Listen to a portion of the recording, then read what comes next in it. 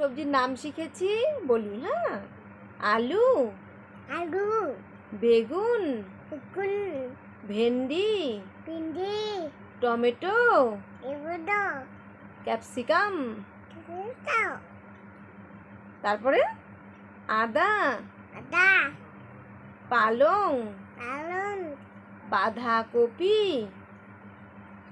বাঁধাকপি, বাদা, বাঁধাকপি, কপি, মটরশুঁটি, বুড়ি, বাদে দিদি, বাঁধাকপি। আর আর কি শিখেছো?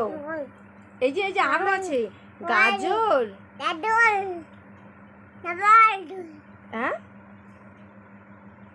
মূলো, মেলন, আর অনেক কিছু শিখেছি।